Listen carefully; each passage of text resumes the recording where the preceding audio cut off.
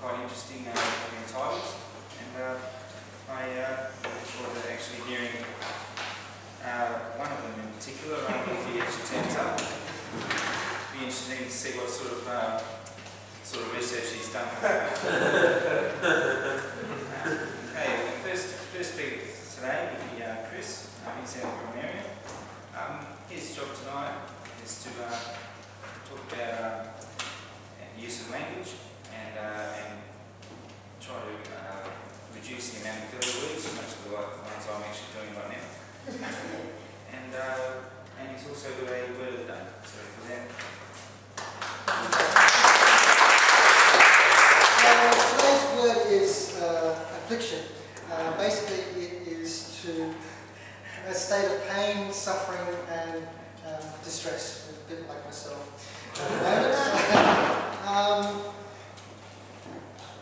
Well, basically, that's the word for today. If no one can endorse it, it'll be great. Thank you, Toastmaster.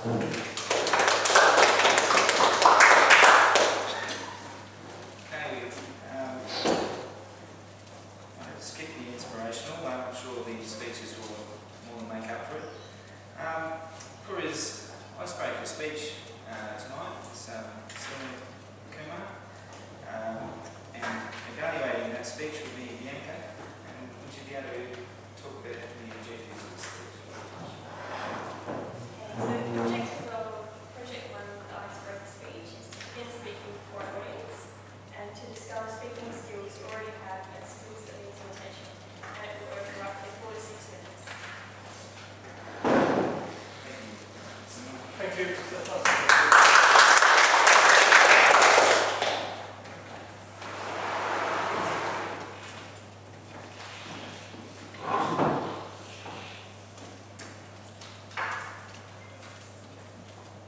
44 years ago, it was a dark and stormy night. A night when thunder rumbled in the distance and lightning streaked across the skies.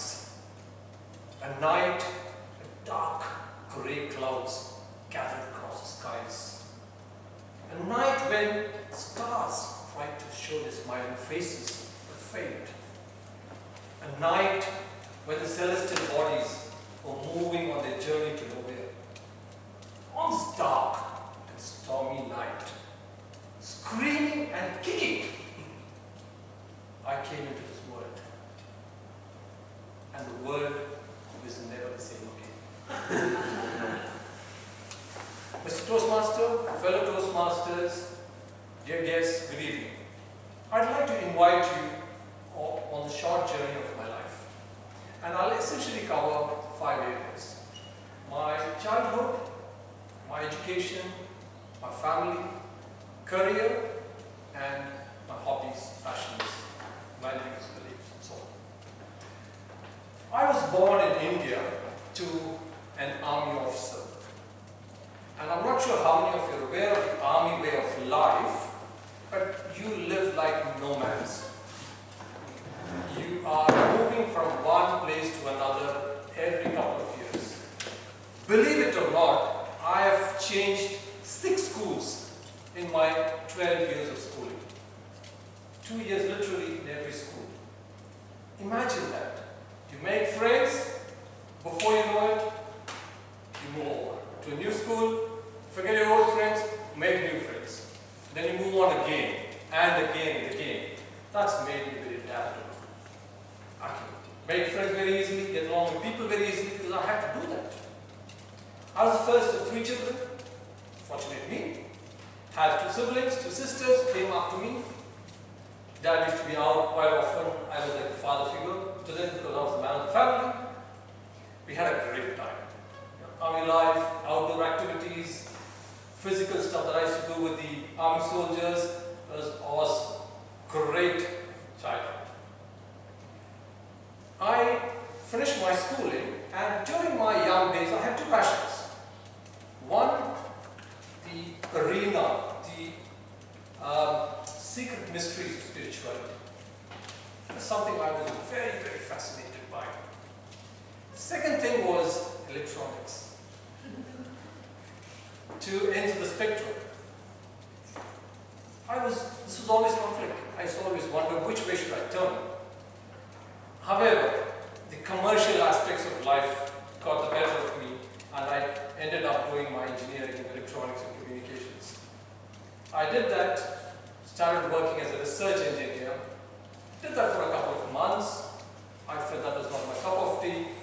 I said, I'm getting out of this. Moved into production, didn't like that. Moved into sales, never looked back. Then I realized my passion is people. Talking to people, spending time with people, interacting with people, that's what really drives me. So then I did my MBA, because that was more people related, although it was marketing, but it was still people interactive. And that really was what I wanted to do. So I left my electronics career behind, forgot all the technical stuff that I did, moved on to my career, worked with a few multinational companies, worked for about 16 years, then decided I wanted to do things on my own, started my own business 7 years back, and again have never looked back after that. And when I was in uni, I met this beautiful girl, 5 years of courtship, got married. And we have 2 wonderful children, a boy and a girl. Son's in uni, believe it or not. The daughter's in grade 8. Passions, beliefs, hobbies. I love outdoor activities. I play a lot of sports. I play squash every Saturdays, tennis once in a while, badminton, work out in the gym. And Jason has seen me there, so he'll watch for that. I do a lot of reading, especially on topics of metaphysical dimensions. There's another topic coming up, which is a favorite topic of mine, which is NLP. I'm looking forward to that. But I'm into quantum physics, hypnosis, and like I mentioned last time, I love these kind of topics. I listen to a lot of music. My passion is to try and understand the human psyche and see how I can help people to achieve whatever they want to achieve in their lives. All of us have this infinite amount of power within us, if only we know how to tap it. Looking back at my life, I'm reminded of a beautiful poem of William Wordsworth, Daffodils, if you recollect. I'll repeat a small stanza from that.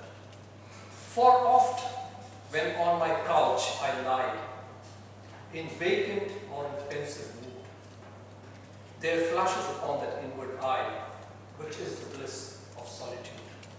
And then my heart with pleasure fills and dances with the daffodils. Thank you.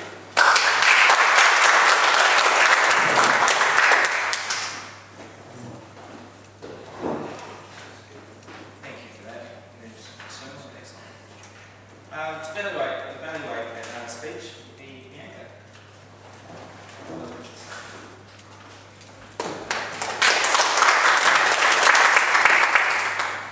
Okay, so thank you for that very enlightening speech.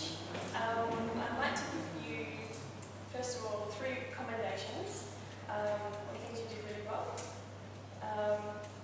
First of all, your stance was good, so you stood with your arm by your side all the time, well, most of the time, and it was good because you didn't sort of move around a lot. You stood your ground, and that gave more emphasis to each point.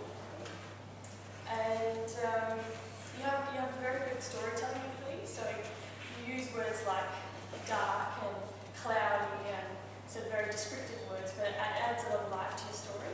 So I think that really engages everyone. And you told everyone what you were going to discuss, so you laid out the points at the very start. You said, I'm going to talk about this, this, and this, and that just gave everyone a bit of an overview of what you're going to talk about. So that was good as well. And if I was to recommend anything, it would be to try and not use your hands so much. So you kept your hands by your side for the majority, but I guess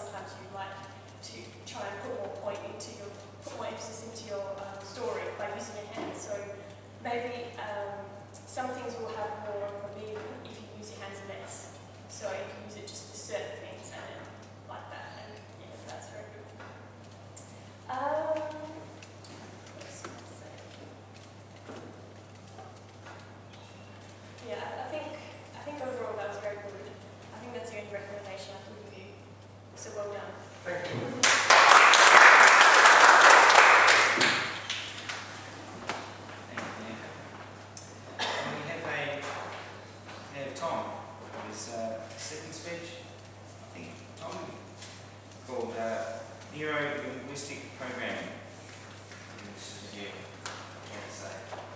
And I be evaluated by Marianne. Could you tell us the objectives, please? Objectives are to select an appropriate outline which allows listeners to easily follow and understand the speech, make a message clear with supporting material directly contributing to that message, use appropriate transitions when moving from one idea to another, and to create a strong opening and conclusion.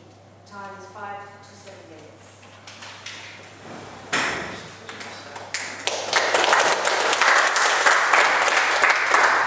Tough crowd, people know what I'm talking about because we critique afterwards, aren't I? Today I'd like to introduce to you Neuro-Linguistic Programming, or NLP for short. Neuro-Linguistic Programming is a scientifically discredited method of psychotherapy. So why would I want to talk about something that's been scientifically discredited? Galileo was not discredited. Copernicus. People thought Freud was a fraud. People even laughed at quantum theory. God does not play dice. But I will define quickly for you what NLP is, how it started, what it became, and I will illustrate one particular practice out of the whole field that I particularly like. NLP was invented in the 70s. It started out from psychiatry, psychology, psychotherapy, and Gestalt theory. It tried to link how we think, the neuro, how we speak, the linguistics, and our patterns of behaviour, the programming. At its height, proponents touted it as a cure for it, that it would cure depression, anxiety, schizophrenia, phobias, any kind of affliction. However, in the 80s, empirical research showed that some of its underlying assumptions were incorrect, and hence it was discredited. But what happens to scientific theories when they're discredited? They don't die. They become quasi-scientific, pseudo-scientific alternative therapies. And so it became with NLP. It became an alternative humanistic educational process. Currently, proponents reckon that it will help you with personal development, with get promotion at work, even improve your golf swing. Sounds a bit airy-fairy, doesn't it? New way to mumbo jumbo. But there is one practice, one technique which I enjoy, and I'll tell you a little bit about it. I call it goal-orientated negotiation. Dr. Phil calls it, and how's that working for you? And many of you may have heard the quote, sometimes attributed to Einstein, only fools do the same thing over and over again and expect a different result.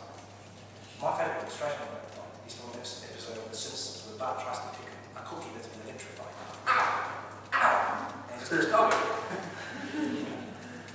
Now let's go to a real life example. Imagine you have a 15-year-old daughter. Imagine she wants to go to a party, an 18th birthday party. You don't know these people very well. You believe there will be alcohol, and you know there will be boys who have intentions for your daughter. So this is how the conversation might start. Mum, can I please go to a party? No, you can't. Why not? Because you're too young. But Jenny's going and she's my age. Well, Jenny shouldn't be going. But Jenny's mum lets her go. Well, Jenny's mum shouldn't let her go. But Jenny's mum lets her go because she's cool. Jenny's mum's not cool. Jenny's mum doesn't know what happens at these parties. But Mum, nothing happens at these parties. I was your age once. I know exactly what happens at these parties. So you went to these parties, why can't I? On and on and on. Sound familiar? Kids can throw arguments like that forever. And notice how many different points there were. How many different arguments we argue. Is your daughter too young to go to a party? Is Jenny too young to go to a party? Why does Jenny's mum let her go? Is Jenny's mum cooler than you? Why are you into the parties? But going way off topic. So let me introduce to you the concept of a quiver. A quiver holds arrows. Each arrow is a proverbial attack on an argument. For most people, a quiver can only hold 6 arrows. For kids, even less, except Bart Simpson. Okay, so now we're equipped with a quiver. This is how the conversation will go.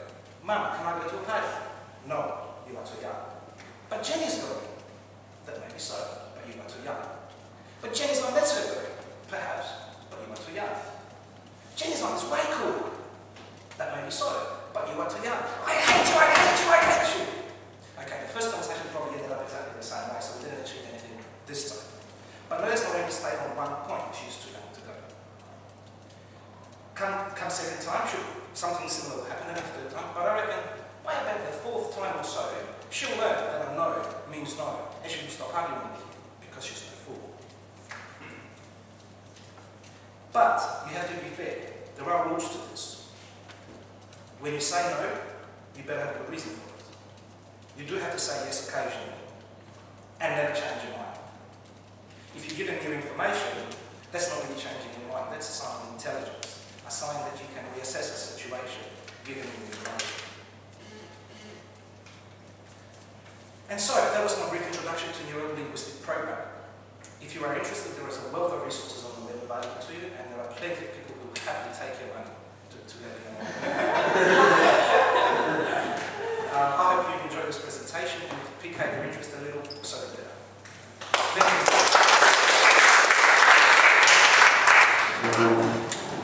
And to evaluate that speech, Marianne.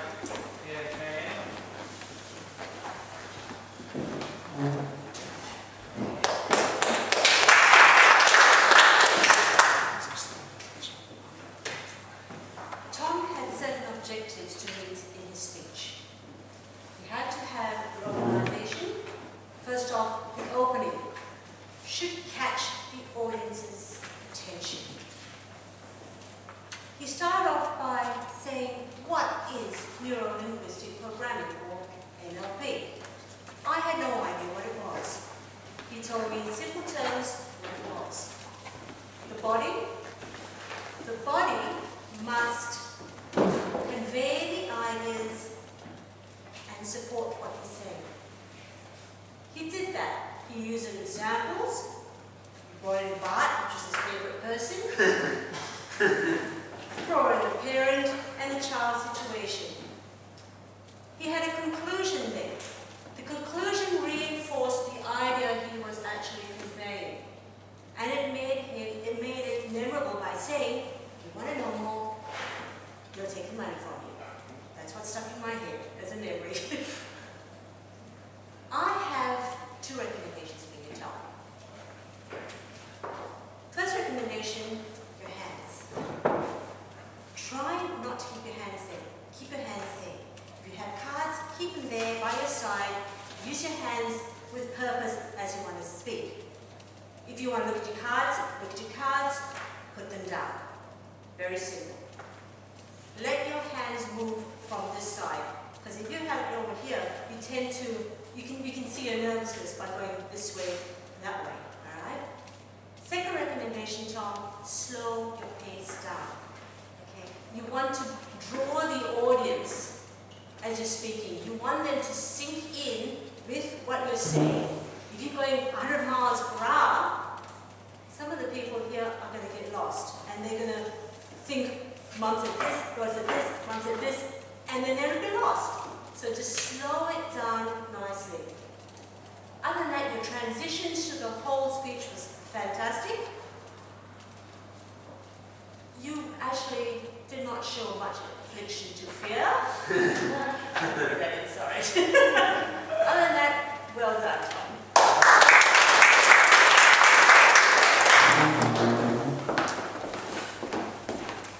Okay, let's come to the part of the evening where we expect the unexpected. Table topics. And to tell us all about table topics is Bianca.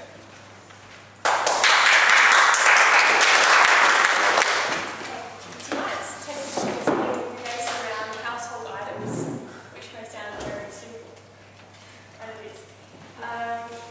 Basically, household items can serve many different purposes. They can just sit there and cause a little clutter in your house, or they can actually be used for things.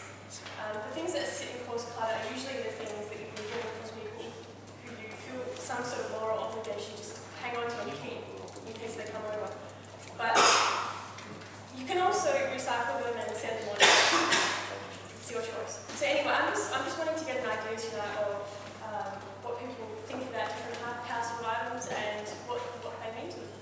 So first up, I'd like to invite Selena.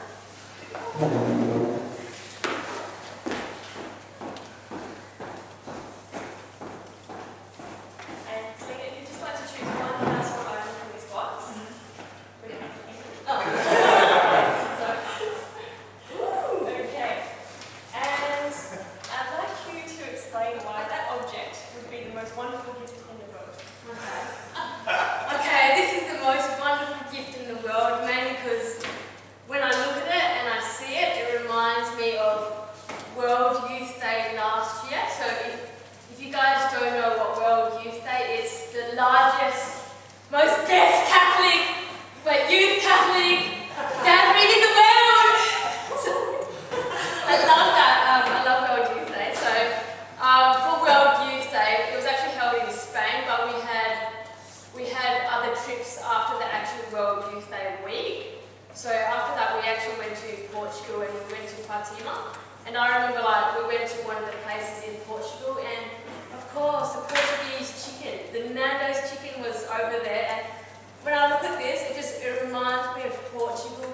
It reminds me of World Youth Day. It reminds me of just the atmosphere of the youth, Portuguese people and also Spanish people, the Pope, the protests, me saying hi to the protesters, me trading gifts to the protesters. So and it also reminds me of Nando's. I love their peri-peri chicken. It's the best chicken in the world, well, apart from KFC. Actually no, I would say Nando's is much better because it doesn't have that much fat compared to KFC, but I love the colour, but mostly it reminds me of World Youth Day, just the wonderful feeling of all these youth just coming together, celebrating being Catholic, and thank you very much for this, Chief. Thank you very much. Thanks, Lena. I'd now like to invite Russell to come into class.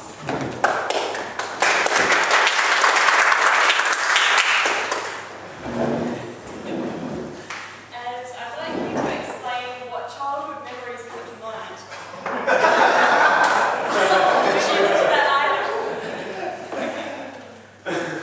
Childhood memories that come to mind for me, when you're young, it's all about who can run the fastest, who's the strongest, who's the best athletically.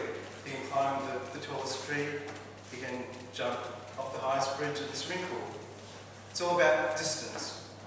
So for me, the childhood memory would be this is about measuring distance. I remember the long jumps at school. I was never very good at long jump, but they used to, I think it was one of these or something similar, they used to measure how far you went with it. So it brings back memories of the long jump for me. What else will it bring back for childhood memories? Probably, we did a lot of renovations when I was young as well, and I remember Dad trying to work out, have we got enough room in this block to add the extra patio to build the extension as well, and he'd be out there in the backyard just measuring things out, and I'd be holding the rope down for him and getting the measurements all through. So for me, a couple of memories would be measuring distances for sport as a kid, and measuring my backyard block, I should say.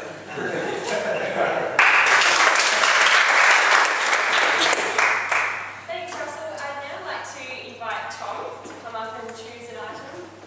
Sorry for my I'm not nervous enough.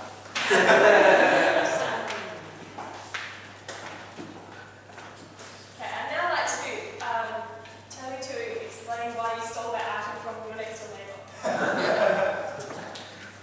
And that actually calls me a thief as well. I saw this at a neighbour's house when I went there for coffee. Coffee was rather average, but the neighbour was quite attractive. So I thought, if I have something of my neighbours inside my house, that would give me an excuse to invite her over to my house. Didn't work for her. She saw right through me. So she saw right through me. She knew exactly what I was doing, and she gave me the heave.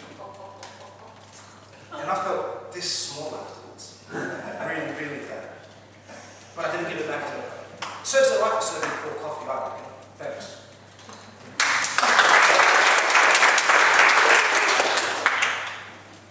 Thank you, Tom. That's Thanks. Okay, I would now like to call on Marianne to come up and choose a gift.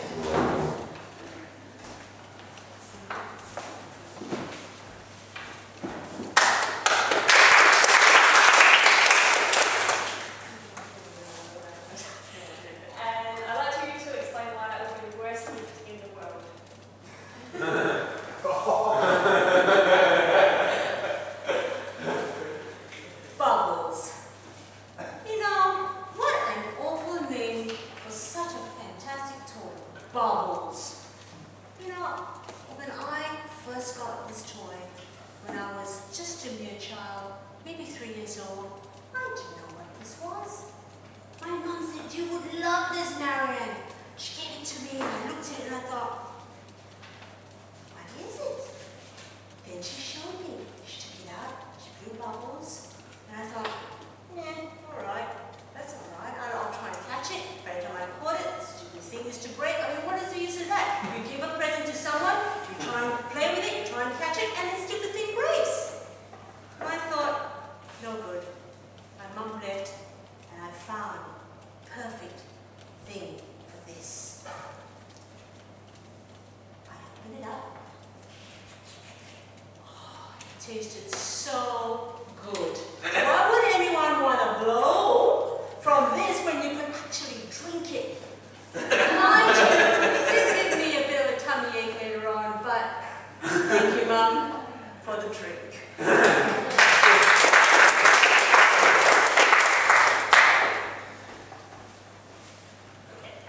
Two more gifts left. How have we got for time?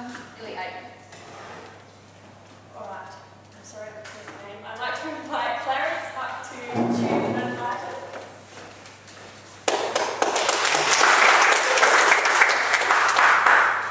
And I'd like you to explain why you threw that item over your next release dates.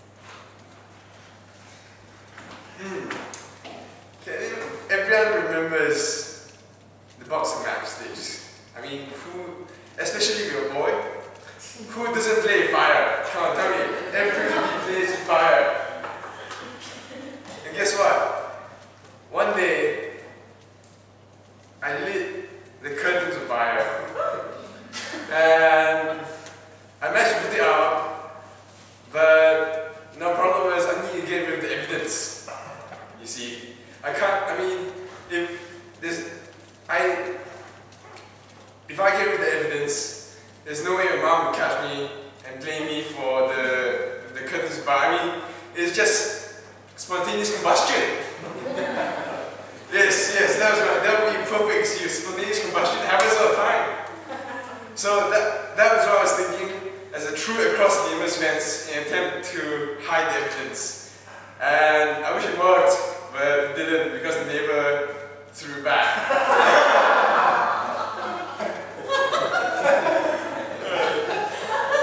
Thank you.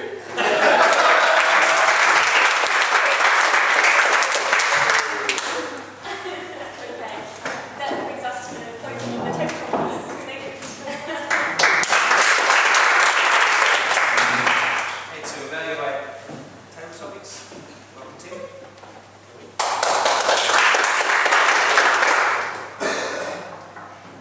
With household items, we use them every day. So in my evaluation, I was looking at body language, vocal variety, word selection, and structure. So not that you use your everyday things at home.